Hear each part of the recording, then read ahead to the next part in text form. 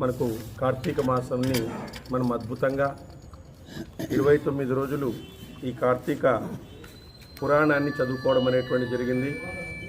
అనేకమైనటువంటి భక్తుల యొక్క కథలతో శివానుగ్రహము, ఈశ్వరానుగ్రహము వారికి ఏ విధంగా వచ్చింది అని చెప్పేసి దీంట్లో ఫలశ్రుతిలో చెప్తున్నారు. జనక మహారాజు సూత మహర్షి సౌనకాది మునులకు జనక మహారాజా సూత మహర్షి సనకాది మునులకు కార్తీక పురాణాన్ని వినిపించినాడు. ఆ తర్వాత ఈ మాస ఔన్నత్యాన్ని గురించి క్లుప్తంగా వివరించినాడు ఆయన. కార్తీక వ్రతము కల్మషహరము, మోక్షదాయకము, సమస్త సుఖదాయకము. ఈ వ్రతం కోసం స్నానం, ఆరాధన, దానం, ధ్యానం, ఉపవాసం, శ్రవణం, పఠనం చేయాలి అని చెప్పినారు. అందుకే ఇది పుణ్యవ్రతం. ఈ మాసము హరిహరులిద్దరకు ప్రీతికరం. ఈ మాసంలో శివకేశవులిద్దరినీ పూజించే అవకాశము మనకు దొరికిందనమాట.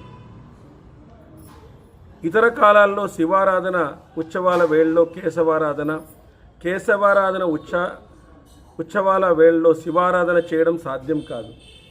ఇప్పుడు మార్గశిర మాసం ఉంది, అప్పుడు విష్ణువునే ధ్యానించాలి, శివారాధన చేయడానికి లేదు. కానీ ఈ మాసం ఒక్కటే ఒక ప్రత్యేకమైనటువంటి మాసంగా మనకు ఇవ్వడం అనేటువంటి జరిగింది. శివకేశవుల అభేదాన్ని సూచించేటువంటి మాసము. వారిద్దరి యొక్క అనుగ్రహము ఇందులో మనకు కలుగుతుంది. మనం చేసేటువంటి పూజల వల్ల, ఈరోజు సత్సంగాల వల్ల, ఇలాంటి ప్రవచనాల వల్ల, ఇలాంటి పుణ్యకార్యాల వల్ల మనకు విష్ణువు శివుని యొక్క అనుగ్రహం మెండుగా దొరికింటుంది అని మనం అనుకోవచ్చు ఒక రకంగా. కానీ ఆ ఇద్దరిని ఆరాధించి ఇద్దరి అనుగ్రహాన్ని పొందేటువంటి అవకాశము ఒక కార్తీక మాసంలోనే లభిస్తుంది. కాబట్టి కార్తీక మాసంలో ఎక్కడ చూసినప్పటికీ కూడా ఏ చిన్న శివాలయంలో, ఏ చిన్న విష్ణు ఆలయంలో కూడా ఆకాశ దీపాన్ని వెలిగించడము, ఈ విధంగా శివ అభిషేకాన్ని చేయడము, రుద్రాభిషేకాలు చేయడము అన్నీ కూడా మొత్తం మన భారతదేశం అంతా కూడా మారుమ్రోగుతూ ఉంటుందన్నమాట. శివనామస్మరణతో, హరినామస్మరణతో మారుమ్రోగుతుంటుంది. ఇలాంటి ఒక ఆధ్యాత్మికమైనటువంటి చైతన్యాన్ని మనలో కలిగిస్తుంది. ఒకసారి మనలో భగవంతుడు ఉన్నాడు, ఎందుకంటే గుడిలోనే భగవంతుడు ఉన్నాడు అంటే భక్తి అంట. గుడిలోనే ప్రపంచమంతా భగవంతుడున్నాడు, ఈ భూమండలమంతా భగవంతుడున్నాడు అంటే జ్ఞానం అంట. మనలోనే భగవంతుడున్నాడు అంటే మోక్షం అంట. మనలోనే భగవంతుని గుర్తించడానికి ఈ మాసం మనకు ఉపయోగపడుతుంది. కాబట్టి ఈ కార్తీక మాసాన్ని ఎవరైనా కూడా వయోవృద్ధులు, స్త్రీలు, పురుషులు, పిల్లలు, పెద్దలు ఎవరి నియమము లేదు, అందరూ కూడా భగవంతుని అనుగ్రహానికి పాత్రలు అవుతారు. ఇక్కడ కులమత భేదాలంటూ ఏమీ ఉండవు. సమస్త ధర్మాలతో కూడిన నీతి నియమాలకు నిలయము ఈ కార్తీక మాసం. సర్వ పాపహరణం, పురాకృత పాపాలను తుడిచిపెట్టే పవిత్రమైనటువంటి పుణ్యకరమైనటువంటి మాసం ఇది. మనం ఎన్నో జన్మలుగా చేసినటువంటి పాపాలు తుడిచిపెట్టుకోపోతాయి.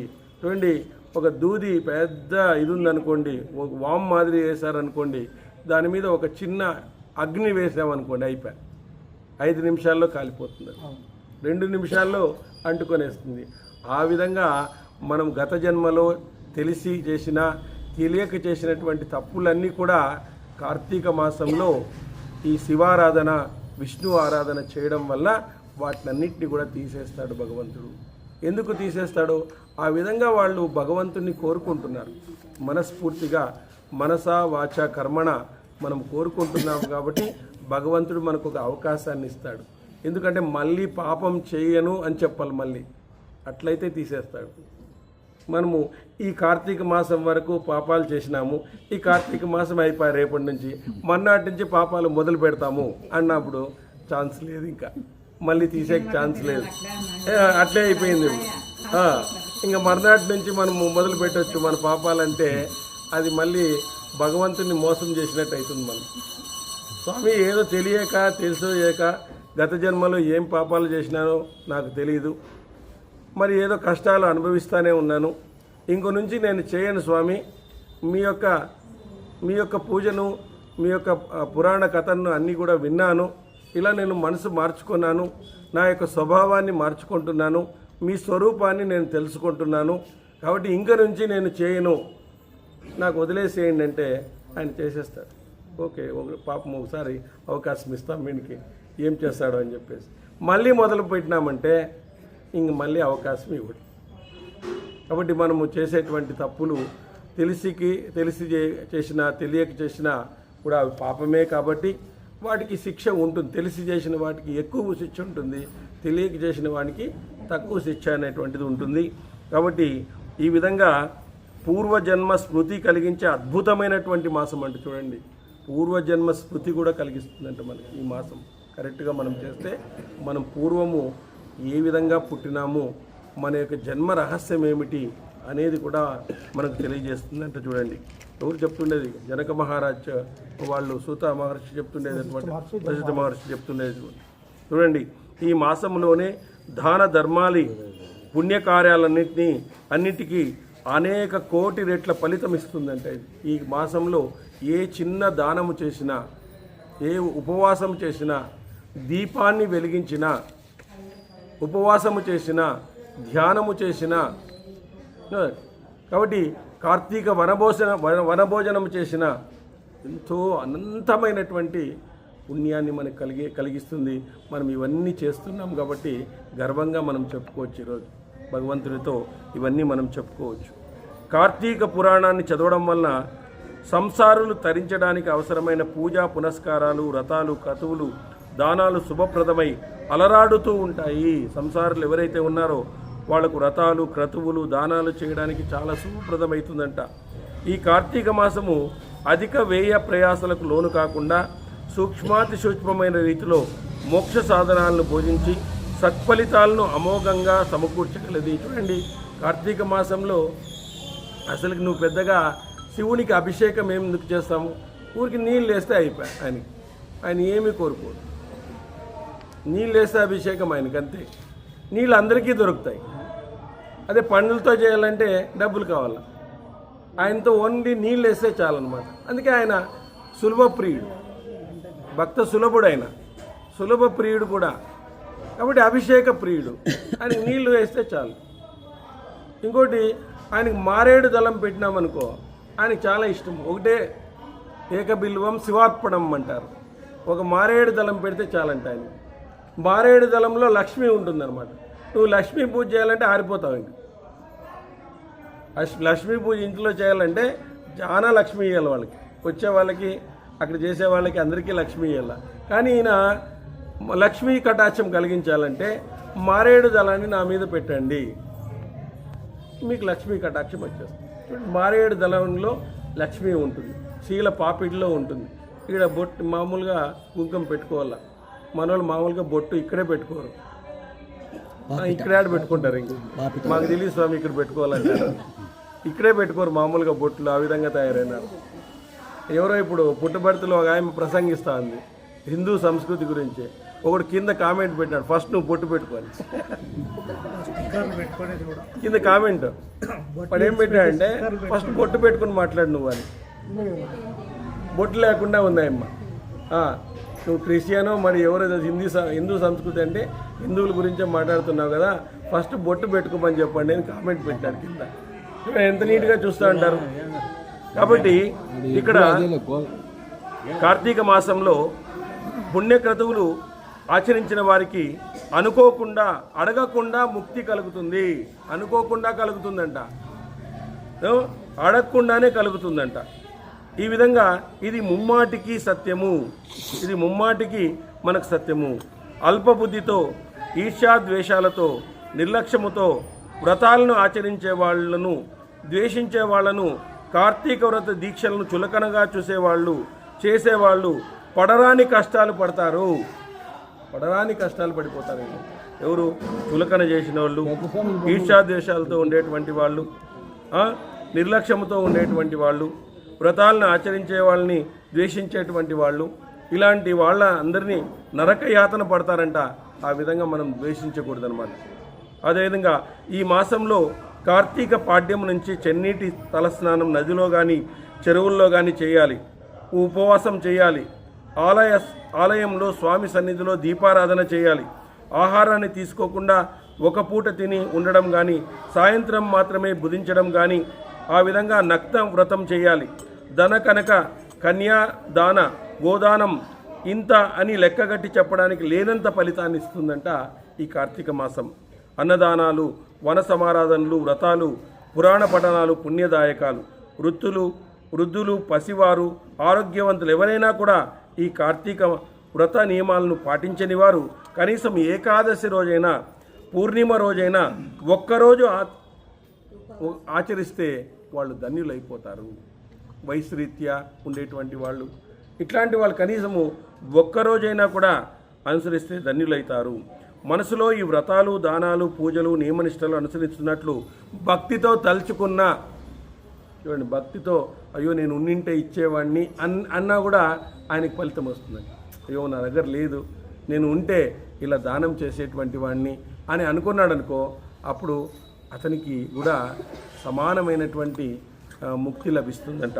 కాబట్టి రాజా, ఈ కార్తీక మాసము సమస్త పుణ్య సముపార్జనకు పరమ ఉత్తమమైనటువంటి సాధనము, సమస్త పాపాలకు విరుగుడు, తక్కువ సమయంలో భగవంతుని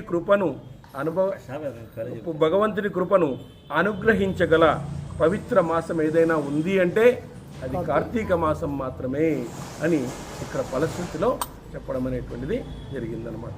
ఈ విధంగా మరి శకుంతల గాంధర్వ వివాహాన్ని, దుష్యంతుడు గాంధర్వ వివాహాన్ని చేసుకుంటాడు. తర్వాత అక్కడ వచ్చినటువంటి కణ్వ మహర్షి ఆమె యొక్క స్వభావాన్ని, ఆమె యొక్క పరిశీలనగా చూసినప్పుడు ఆమె క్షత్రియ రాజునే కరెక్ట్గా సెలెక్ట్ చేసుకొని ఆమె పెళ్లి చేసుకునింది అని చెప్పేసి కొంత ఆశ్చర్యపడతాడు. ఏదైనా నాకు వరం కావాలి అని కోరుకోమంటే అప్పుడు ఆమె కోరుకుంటుంది, నేను ధర్మంగా నివసించాలి, ధర్మబద్ధమైనటువంటి జీవనాన్ని కావాలి అని చెప్తుంది. అదేవిధంగా నాకు కొడుకై పుట్టినటువంటి వాడు ఈ సామ్రాజ్యాన్ని ఏలాలి అని చెప్పేసి ఆ విధంగా వరాలు కూడా ఆమె కోరుకోవడం అనేటువంటిది జరుగుతుంది. ఇట్లా వైశంపాయనుడు చెప్తున్నాడు. శకుంతలకు మాట ఇచ్చిన దుష్యంతుడు వెళ్ళిన తర్వాత ఆ రాజపుత్రిక గర్భం క్రమక్రమంగా వృద్ధి చెందింది. ఆమె గర్భధారణ చేయగలిగింది. కార్యభారం పట్ల దృష్టి ఉంచి శకుంతల నిరంతరం రాజును గురించే చింతిస్తూ ఉంది. ఆ రాజు చెప్పాడు కదా, నేను మళ్ళీ సైనిక వందనాలతో మంత్రుల సమక్షంలో నేను అందరినీ తీసుకొని వెళ్తాను, రాజ లాంఛనాలతో నేను తీసుకొని వెళ్తాను అని చెప్పేసి ఆయన చెప్పడం అనేటువంటి జరిగింది. ఆ విధంగా రాత్రింబవళ్ళు స్నాన భోజనాలు కూడా విడిచిపెట్టేసిందంట ఆయన దుష్యంతుని కోసం. రాజు పంపిన బ్రాహ్మణులు, చతురంగ బల సైన్యము ఈరోజో రేపో ఎల్లుండో వచ్చి తను తీసుకువెళ్తారని దృఢ నిశ్చయంతో ఉంది. ఇలా రోజులు, పక్షాలు, మాసాలు, ఋతువులు, అయినాలు లెక్కిస్తుండగా 3 సంవత్సరాలు గడిచిపోయినాయి. 3 సంవత్సరాలు అయిపోయింది.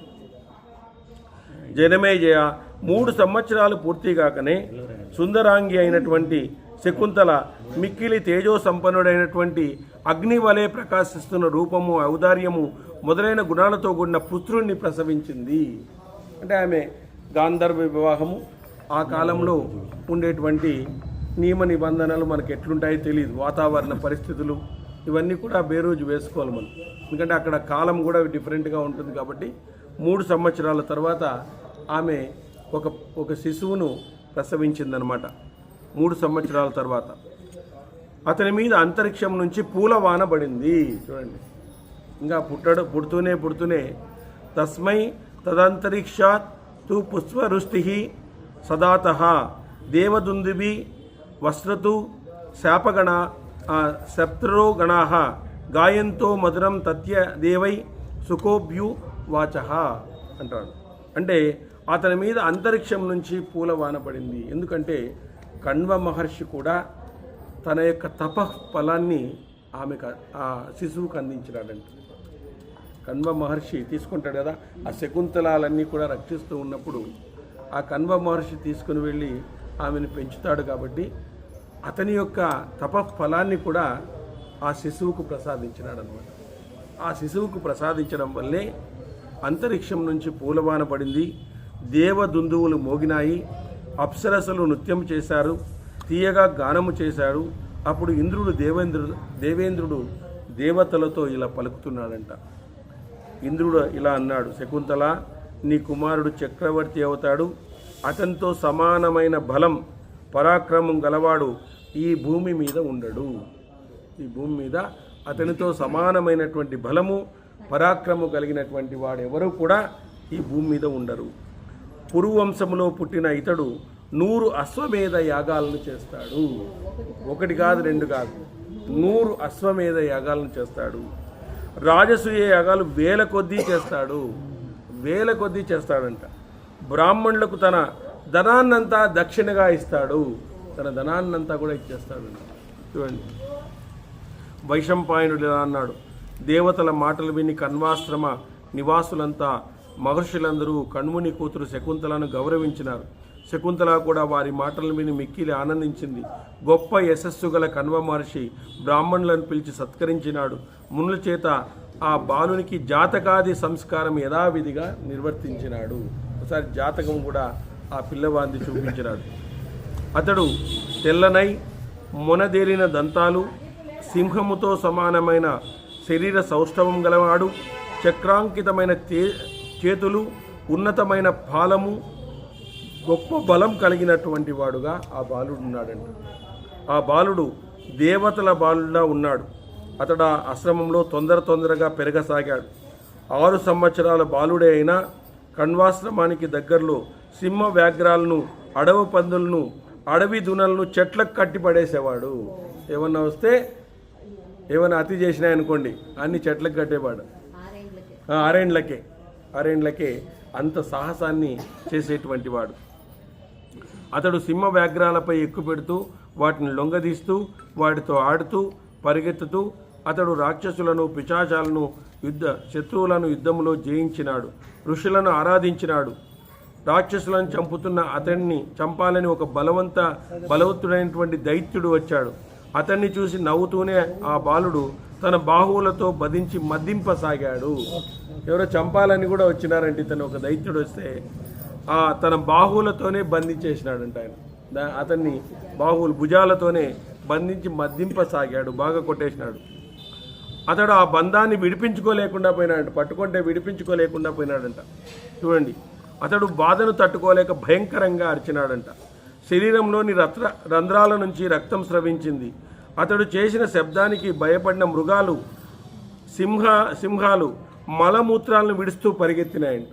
అతను ఒక శబ్దం చేస్తే చూడండి, ఆ కేకకు భయపడే ఆశ్రమంలో జంతువులు కూడా మలమూత్రాలు స్రవించాయి. తన మోకాళ్లతో అతనికి ప్రాణం లేని వాణిగా చేశాడు. అతడు నేల కొరిగాడు. ఆ సన్నివేశం చూసిన ఆశ్రమవాసులు ఈ బాలుని పరాక్రమానికి ఆశ్చర్యపోయినారు. ఏమయ్యా, 6 సంవత్సరాలకే ఇంత పరాక్రమం కలిగినటువంటి ఈ పిల్లవాడు పుట్టినాడు. మరి ఎంత తేజస్సు కలిగినటువంటి వాడో, ఎవరి అంశతో పుట్టినారో, ఎవరి తపఫలము ఇతనిలో ఫలించిందో మరి అందరూ కూడా ఆశ్చర్యపోతున్నారంట. 6 సంవత్సరాలకి ఆ విధంగా చేసేటువంటి వాళ్ళు. అప్పటి నుంచి అతని వలన భయంతో రాక్షసులు ఆశ్రమంకు రావడమే మానేశారు. ఎవరు రావడం లేదంట ఆశ్రమానికి, రాక్షసులు ఎవరు. అనంతరం ఆశ్రమవాసులంతా అతనికి పేరు పెట్టినారు. అన్నింటినీ అణచగలవాడు కావున ఇతడు సర్వదమనుడు అగుగాక. అందువల్ల ఆ బాలుడు సర్వదమనుడైనాడు. పరాక్రమం చేత, తేజస్సు చేత, బలము చేత అతడు సర్వదమనుడే అయినాడు. సర్వదమనుడు అని అతనికి పేరు పెట్టారంట అందరూ. పట్టపురాణి శకుంతల కోసం, కుమారుని కోసం దుష్యంతుడు మనుషులను పంపలేదు. శకుంతల చింతతో తెల్లగా పాలిపోయింది. వేలాడుతున్న జుట్టు మలిన వస్త్రం కలిగి కృషించి దీనంగా ఉంది. శకుంతల 12 సంవత్సరాలు నిండేసరికి పుత్రుడు శాస్త్రాలు, సర్వ వేదాలు అధ్యయనం చేసేసాడంట. దుష్యంతుడు అంతవరకు రాలేదు, ఆయన అడ్రస్ లేడు, ఆయన ఎక్కడ పోయినాడేమో. కణ్వ మహర్షి అతి మానుషమైనటువంటి అతని చేష్టలను చూసి యవరాజ్యానికి తగిన సమయమని శకుంతలతో ఇలా అన్నాడు, కళ్యాణి, అమ్మాయి, పతివ్రతలైన స్త్రీల విషయంలో విశిష్ట విషయాన్ని చెబుతున్నాను, నా మాట విను. మనసు, వాక్కు, శరీరము, కర్మలచే భర్తను ముందుగా సేవించాలి. చూడండి, మనసు, వాక్కు, శరీరము, కర్మలచే భర్తను ముందుగా సేవించాలి. అంటే భార్యాభర్తల బంధం అంత ఇదిగా ఉండాలన్నమాట. మనసులో కూడా వేరే భావన భర్త మీదకి రాకూడదు. మనసులో ఒక రకంగా, వాక్కుతో ఒక రకంగా, శరీరంతో ఒక రకంగా మనము సేవించకూడదు. ఆ విధంగా కర్మలచే భర్తను ముందుగా సేవించాలి. కాబట్టి పతియే ప్రత్యక్ష దైవం అని చెప్పింది సీతాదేవి. మీకు దేవుడి కంటే ముందు పతియే ప్రత్యక్ష దైవము అని చెప్పింది అన్నమాట. కాబట్టి ఆయనలోనే భగవంతుడు ఉంటాడనమాట. కాబట్టి ఆయన ఏమి చేసినా ఇట్లాంటి కార్యక్రమాలు 50% మీకు వస్తుందండి. మీకే ఫోన్ వస్తుంది. మీరు 100, మాది 50. అది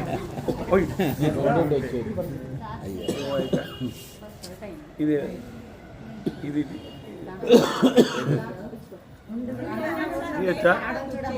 తీసుకురమ్మా.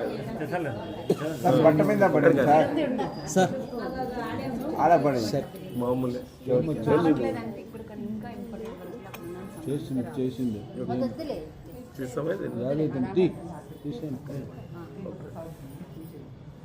అమ్మ షర్ట్ మీద చూడండి, షర్ట్ మీద కరెక్ట్గా వేసింది.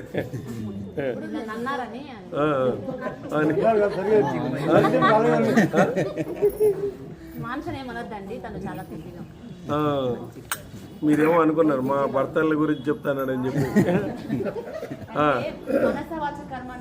భార్య భర్తకు ఉండాలి స్వామి, అప్పుడు భర్త కూడా ఉండాలి కదా స్వామి భార్య దగ్గర. భర్త ఆల్రెడీగా ఉన్నాడు కాబట్టి చెప్తాను.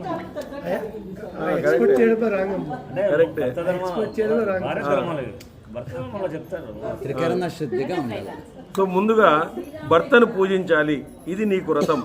ఈ విధమైన ప్రవృత్తి చేతనే విశిష్టమైన సంపదను పొందగలవు. భర్తను పూజించడం వల్ల విశిష్టమైనటువంటి సంపదను కూడా నువ్వు పొందగలవు. భద్ర, అందువలన నువ్వు పురవంశరాజైనటువంటి దుష్యంతుని దగ్గరకు వెళ్ళు. ఆయన స్వయంగా రావడం లేదనే ఆలోచనతో నీకు కాలం గడిచిపోయింది. రాజు హితాన్ని కోరి నువ్వే దుష్యంతుని వద్దకు వెళ్ళి ఆయన సేవించు. నువ్వే వెళ్ళు, ఆయన రాలేదు కదా. ఆ విధంగా నీ కుమారుడకు దుష్యంతుని యువరాజు పదవిని చూసి ఆనందాన్ని పొందుతావు.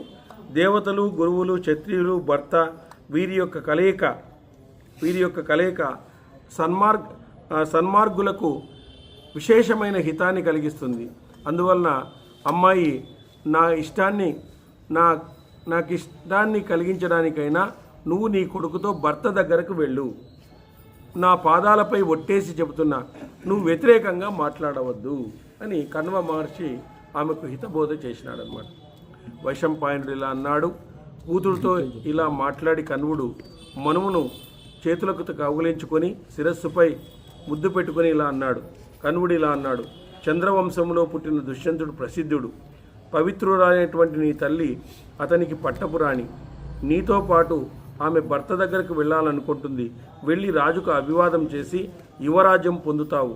ఆ రాజేంద్రుడు నీ తండ్రి. నీవు అతన్ని అధీనంలో ఉండు.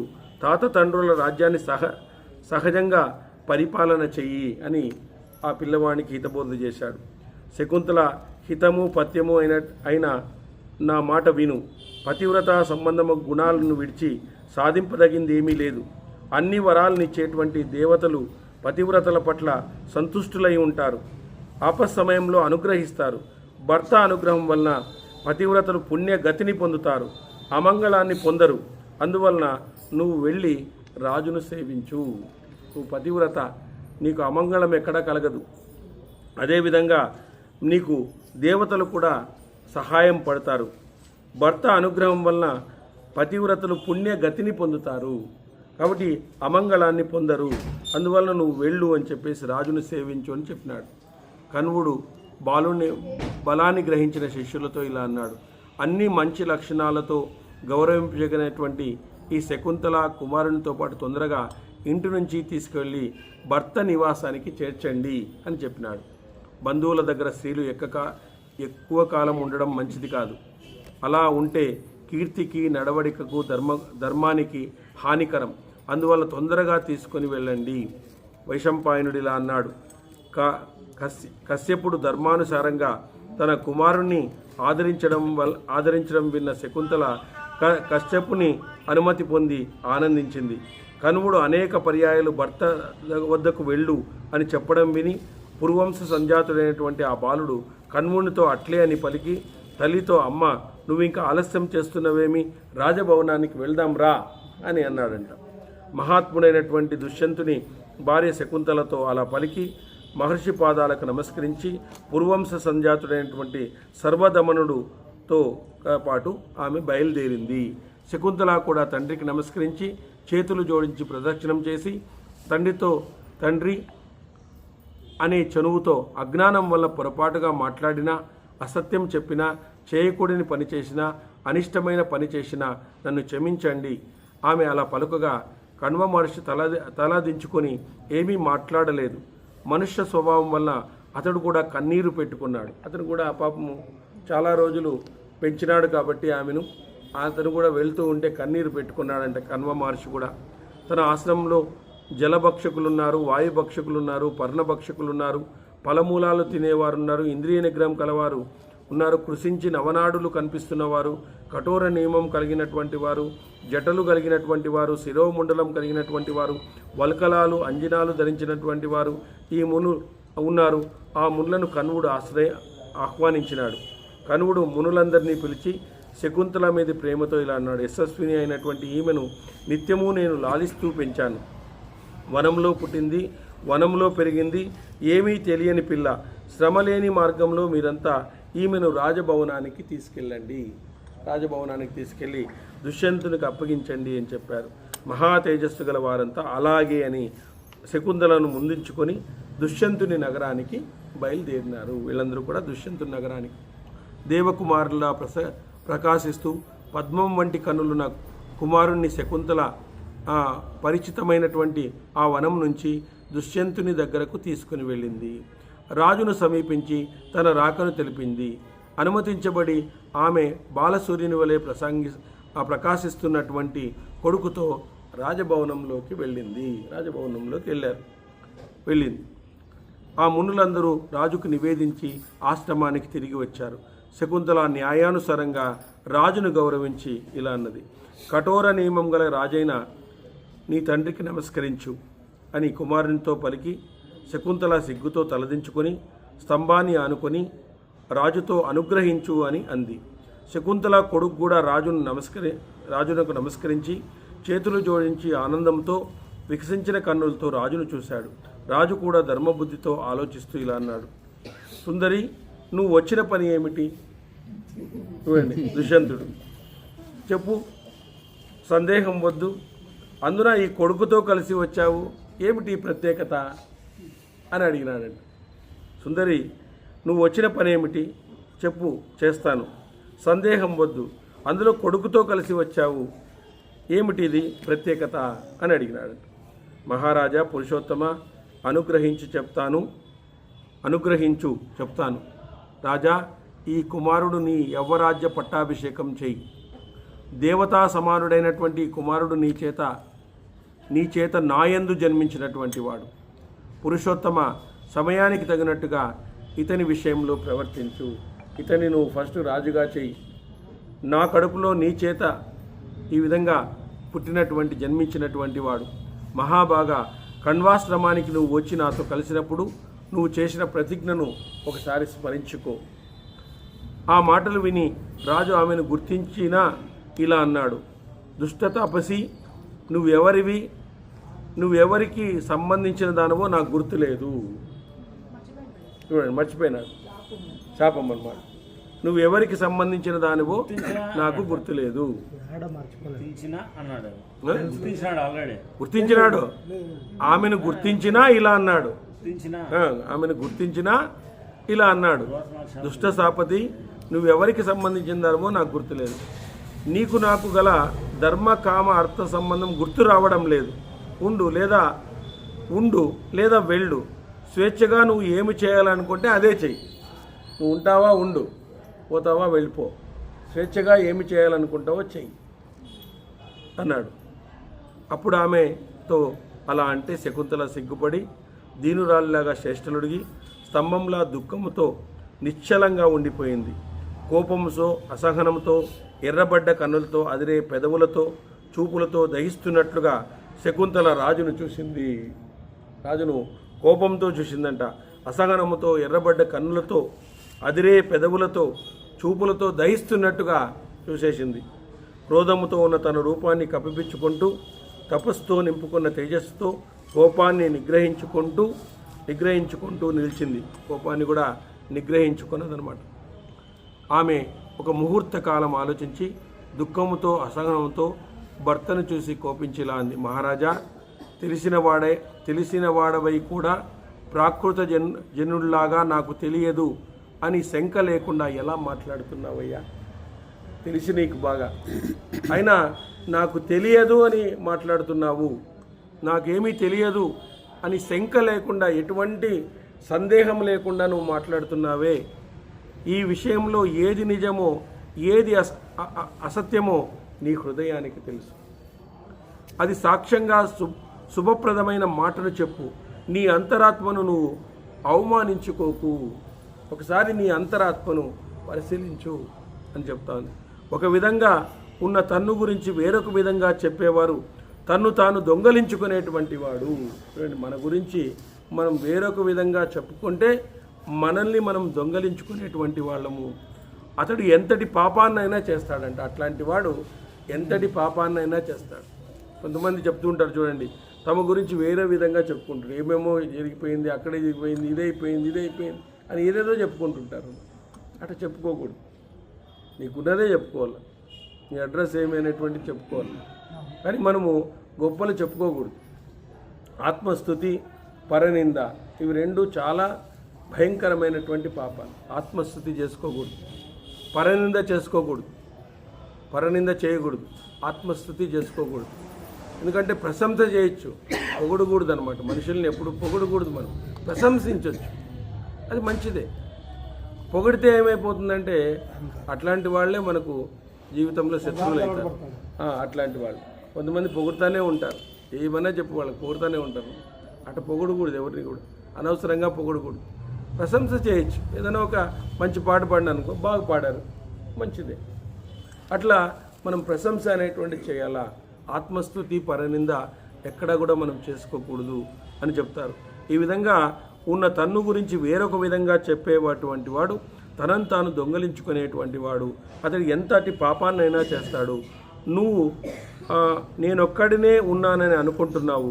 హృదయంలో ఉన్న సనాతనమైన మునిని తెలియలేకపోతున్నావు. పాపాత్ముల పాపకర్మాలన్నింటినీ ఎరుగుతున్న ఆ మహర్షి ఎదురుగా నువ్వు పాపం చేస్తున్నావు. చూడండి, ఆ మహర్షి ఎదురుగా నువ్వు పాపం చేస్తున్నావు.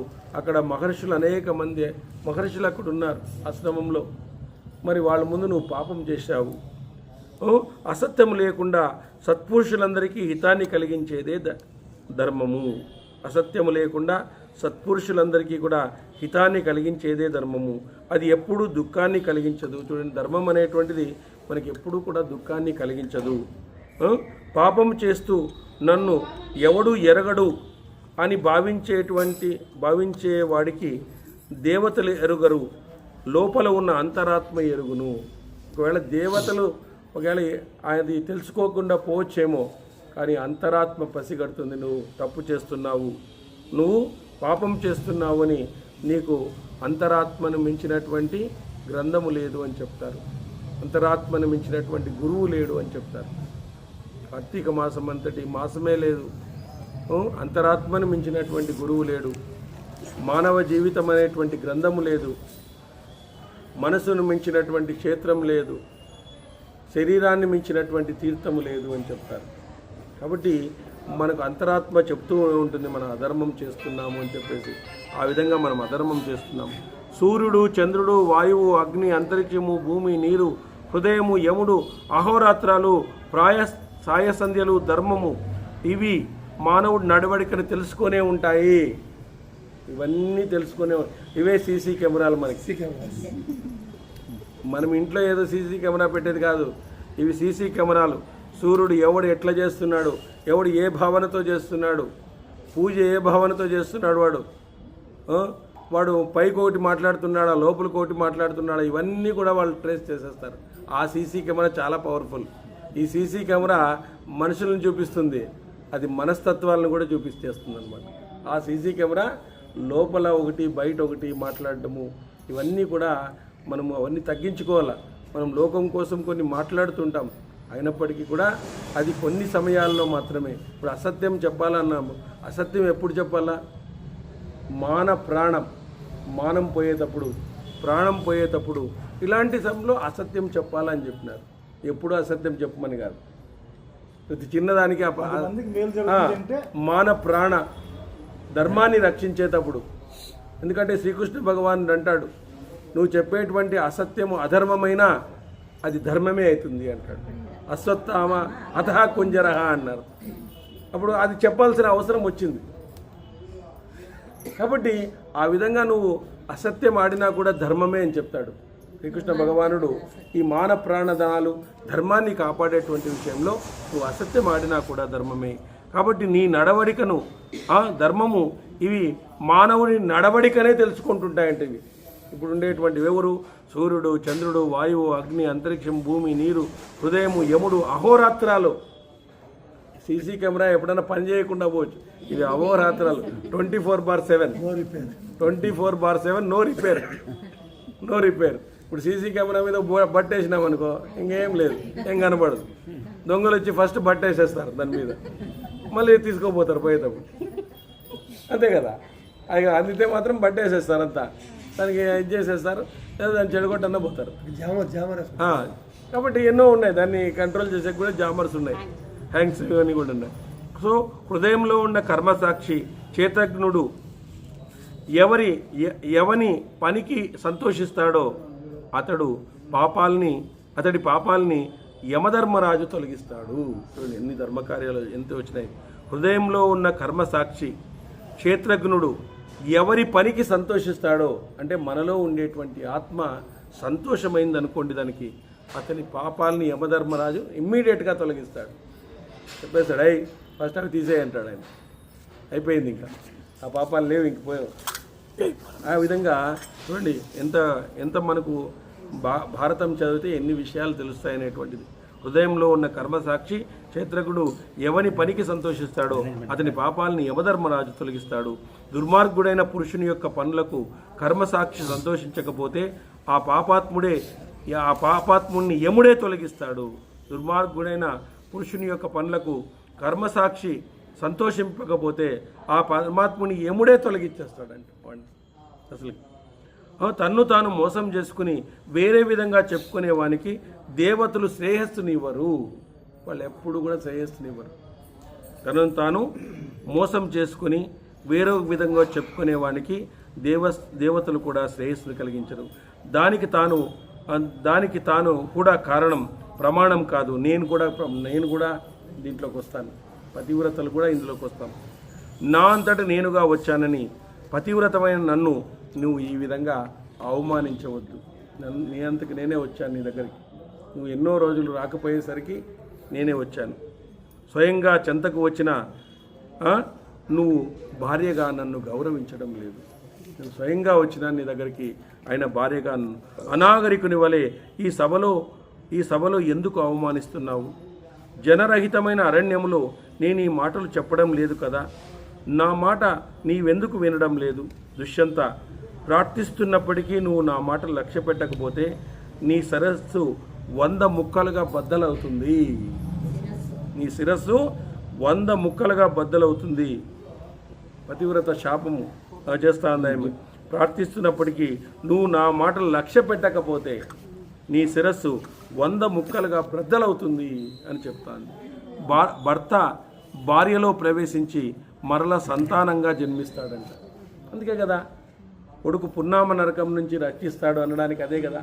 తండ్రి యొక్క రూపమే కొడుకు. కాబట్టి అందుకే భార్యను జాయా అని పిలుస్తారంట. ఈ విషయం ప్రాచీన విద్వాంసులకు కూడా తెలుసు. శాస్త్రవిధి తెలిసిన పురుషునికి సంతానం కలిగితే ఆ సంతతి యొక్క పరంపర మనువు మరణించిన పితామహాలకు కూడా తరింపజేస్తుంది. మనువంశం మనమందరూ కూడా దాన్ని కూడా తరింపజేస్తుందంట. కొడుకు పుడితే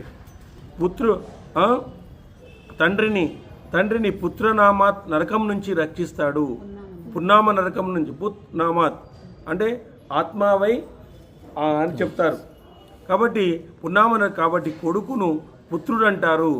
అంటే పున్నామ నరకం నుంచి రక్షించేవాడు కాబట్టి అతని పుత్రుడు అంటారంట. అందువలన పుత్రుడు అంటారు. ఈ విషయాన్ని బ్రహ్మయే స్వయంగా చెప్పినాడు, నేను చెప్పేది కాదు, ఇది బ్రహ్మయే చెప్పినాడు. కాబట్టి పుత్రుని చేత లోకాలను జయిస్తాడు, పౌత్రుని చేత అక్షయ సుఖాన్ని పొందుతాడు, పౌత్రుని కుమారుని చేత ప్రభితామహులు కూడా ఆనందిస్తారు. మనుములు కొడుకులు వాళ్ళిద్దరూ మునిమనుములు వీళ్ళందరూ కూడా వాళ్ళ చేత అక్షయ సుఖాన్ని కూడా వస్తుందంట మనందరికీ కూడా. సో ఇంటి వ్యవహారంలో సమర్థంగా వ్యవహరించేదే భార్య. సంతానవతి అయితే భార్య. పతికి ప్రాణంగా మసులుకోగలిగితే భార్య. పతివ్రతగా ఉండేదే భార్య. చూడండి, ఇంటి వ్యవహారాలు సమర్థంగా వ్యవహరించేదే భార్య. సంతానవతి అయితే భార్య. పతిని ప్రాణంగా మలుచుకునేదే భార్య. పతివ్రతగా ఉండేదే భార్య. కాబట్టి మానవునికి భార్య సగభాగం. భార్య ఉత్తమోత్తమైన స్నేహితురాలు. ధర్మార్థ కామంలోని త్రివర్గాన్ని తరించాలనుకునేవారు భార్య మూలధనం లాంటిది. భార్య ఎటువంటిదంటే ధర్మార్థ కామ మోక్షాలను చూడండి, ధర్మార్థ కామ మోక్షాలను త్రివర్గాన్ని సాధించాలనుకునేటువంటి వారికి భార్య మూలధనము, భార్య మూల సాధనము. భార్య కలవారే యజ్ఞాది క్రియలు చేస్తారు, మిగతా వాళ్ళు చేయకూడదు. భార్య కలవారే ఉత్తమమైన గృహస్థులు. భార్య కలవారే ఆనందించగలరు. భార్య కలవారే భాగ్యవంతులు. కాబట్టి నెక్స్ట్ ఏకాంత సమయంలో భార్యలు ప్రియంగా మాట్లాడుతూ మిత్రులవుతారు. ధర్మ కార్యాల్లో తండ్రులు అవుతారు. కష్ట సమయంలో తల్లులు అవుతారు. ఏకాంత సమయంలో భార్యలు ప్రియంగా మాట్లాడతారు. ఏకాంత సమయంలో భార్యలు ప్రియంగా మాట్లాడుతూ మిత్రులు అవుతారంట. ధర్మ కార్యాల్లో తండ్రులు అవుతారంట. అన్నీ చెప్తారు. ధర్మ కార్యాలను చక్కదిద్దుతారు వాళ్ళు. మనం పూజ చేస్తున్నాం అనుకోండి, అన్నీ సహకరించి పెడతారు. కాబట్టి ఆ విధంగా నెక్స్ట్ ఇది ఇక్కడ వరకు లాస్ట్ వరకు అందుకే చూస్తాను. కాబట్టి అందువలన లోకం విశ్వసిస్తుంది. కాబట్టి కష్ట సమయంలో ఉన్న భర్తకు తండ్రులు అవుతారు. అడవిలో ఉన్న వారికైనా భార్య మార్గంలో విశ్రాంతిని కలిగిస్తుంది. భార్య కలవారినే ఈ లోకం విశ్వసిస్తుంది. అందువల్ల పురుషునికి భార్యే ఉత్తమ గతి. ప్రపంచంలో జీవించి ఉన్న మరణించిన నరకాల్లో పడిన పతివ్రతైన భార్య మాత్రమే ఎప్పుడూ భర్తను అనుసరిస్తుంది. ముందుగా భార్య మరణిస్తే ఆమె భర్త కోసం నిరీక్షిస్తుందంట. చూడండి, ముందుగా భార్య చనిపోతే భర్త కోసం నిరీక్షిస్తుందంట ఆమె. భర్త ముందుగా మరణిస్తే ఆమె భర్తను అనుసరిస్తుందంట. భర్త ముందుగా మరణిస్తే ఆమె అనుసరించేస్తుందంట. చూడండి రాజా, అందువల్ల పాణిగ్రహం అందరికీ ఇష్టమైనది. అందువల్లే పాణిగ్రహం చేయడానికి ఇష్టము.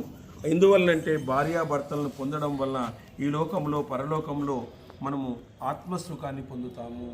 కాబట్టి తన ద్వారా తనే భార్య గర్భంలో పుత్ర రూపంలో జన్మిస్తాడు. తన తండ్రి పుత్ర రూపంలో అందువలన పుత్రునికి తల్లి అయిన భార్యను భర్త తల్లిగా చూడాలి. ఆమెను తల్లిగా కూడా చూడాలంటే ఒకసారి అంటే సంతానం కలిగే వరకు భార్యలాగా, ఆ తర్వాత ఆమె తల్లిలాగా చూడాలంట. అందరికీ వారి అంతరాత్మే పుత్ర రూపంగా ఎల్లప్పుడూ చెప్పబడుతుంది. తండ్రుల యొక్క నడవడి, రూపము, పుత్రుల్లో కనపడుతూనే ఉంటాయి. తండ్రి సంపర్కం వల్లనే పుత్రులకు శుభాశుభాలు, శీల ఆచారాలు, గుణాలు ఏవైనా కూడా వాళ్ళ యొక్క లక్షణాలే అందులో వస్తాయి అని చెప్పేసి అద్భుతమైనటువంటి ధర్మ విషయాన్ని మనం ఈరోజు చెప్పడం అనేటువంటి జరిగింది. మరి ఈ విధంగా మనకు శకుంతల దుష్యంతుని అనేక రకాలుగా ప్రశ్నిస్తూ ఉంది. మరి నెక్స్ట్ ఏం జరుగుతుందో సస్పెన్స్. అట్లా ఎందుకు ప్రవర్తించినా కొన్ని సస్పెన్స్ కారణాలు ఉంటాయి. కొన్ని సస్పెన్స్ పెట్టిన మళ్ళీ రివీల్ అవుతుంది. హరివంశ హరివంశ గోవింద.